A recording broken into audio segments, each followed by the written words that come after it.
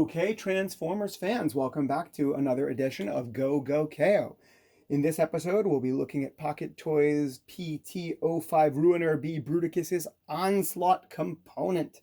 Onslaught is a great addition to the Pocket Toys line. In an earlier video, I showed Bruticus himself, Ruiner B Bruticus, apparently that's its name, and I talked a little bit about me and combiners in general, but for right now, let's just look at Onslaught. So I feel like many folks feel like he is the weakest component to the Ruiner B Bruticus line because he has the most of the parts forming.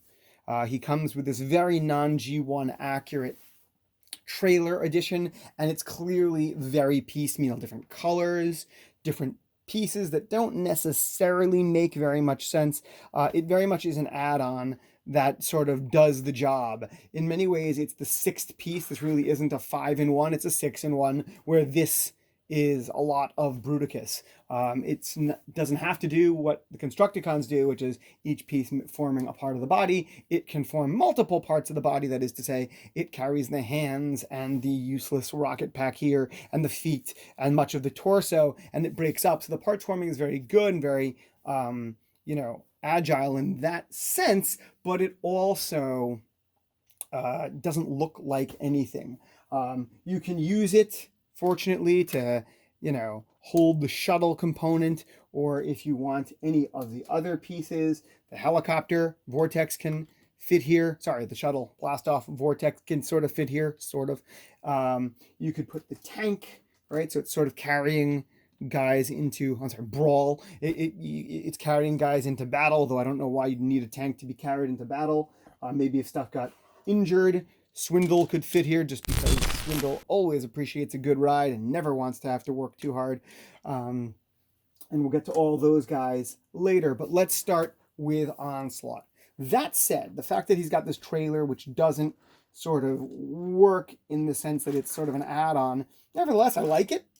The trailer is a fine piece of add-on in the sense that, it's not hiding anything. It does its job, and I don't mind it so much. It also uncombines and becomes sort of a Bruticus totem, which is fine. It comes apart, I don't want to say easily because that makes it sound good. It falls apart easily, and that is not a good thing. But the trailer aside, I'll put it back there so it stays in frame, you can see it. Onslaught himself does not bear any resemblance to any military vehicle. He just is a big block that moves. So in terms of his look as a vehicle mode, he is very blocky. You don't have to keep the gun on. I just like to keep the guns.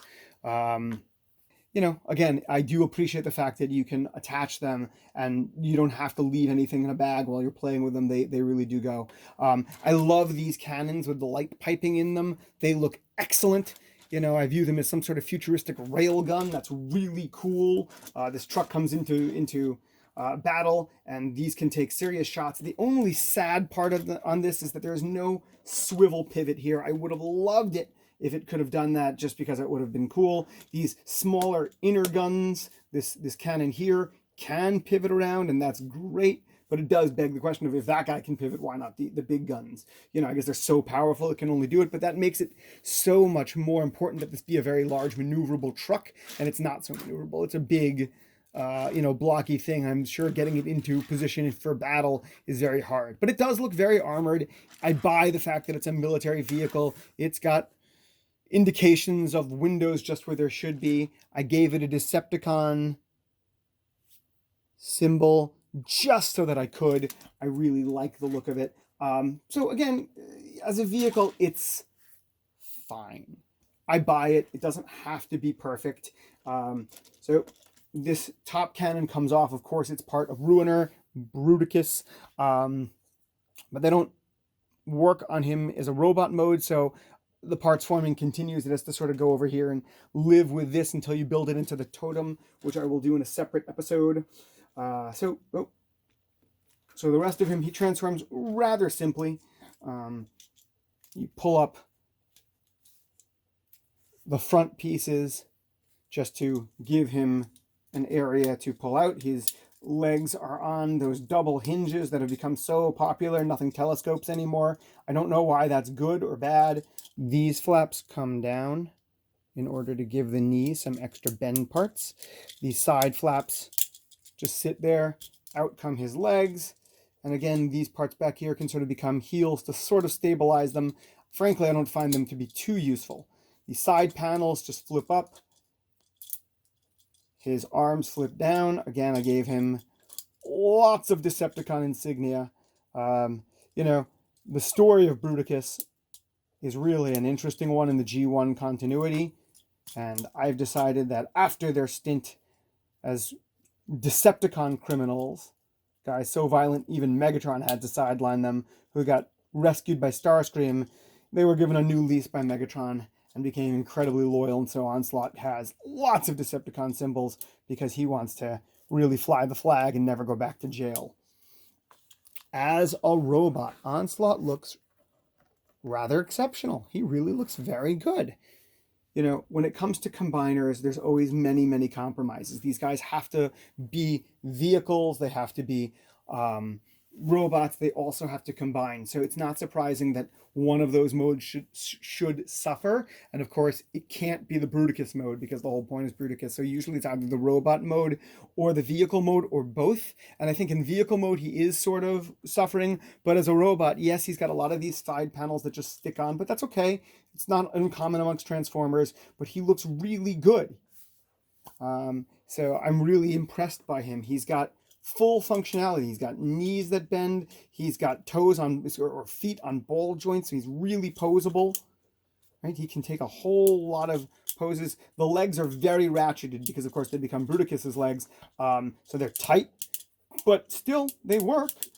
He's got a waist swivel. Who would have expected that for a guy this size? He is a KO, of course. I don't know if they're based on any other G1 toys. I'm sure that they're like an Iron Factories ripoff, but who cares?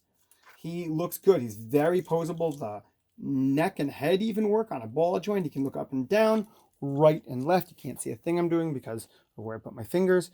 He is very posable and he looks very good. I recommend him. So let's get down to what I know you're here for, his G1 tech specs.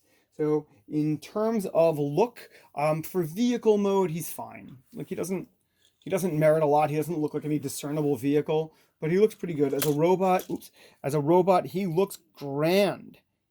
He looks so good that you wouldn't necessarily suspect him of being a combiner. He's just a good standalone toy with a lot of playability and a lot of posability. He's got this great big gun. I love it. So he does lose points for the vehicle mode sort of boringness. He gets points back for robot mode. I give him a solid 8 out of 10. It's really, really good. His transformation, again, is really nice. He works nicely. I'd say, 9 out of 10, 8 out of 10, let's say 8.5 out of 10. He is nice. He's a very solid figure. He transforms very nicely.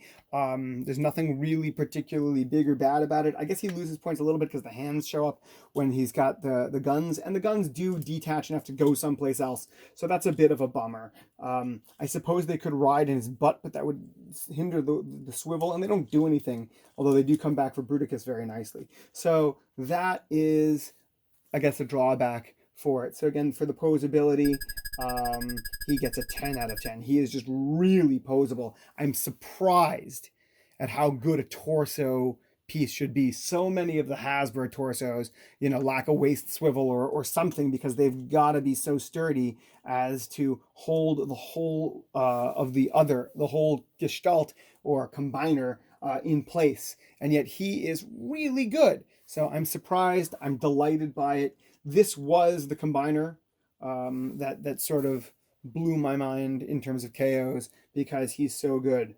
When it gets to his plastic, 10 out of 10. I've said this before. I'll keep saying it. The Pocket Toys plastic, these guys are Hasbro quality in terms of the plastic. It is good. The jointing is a little bit generic and ball jointy, but that's okay. There's enough of the ratchety joints that are good.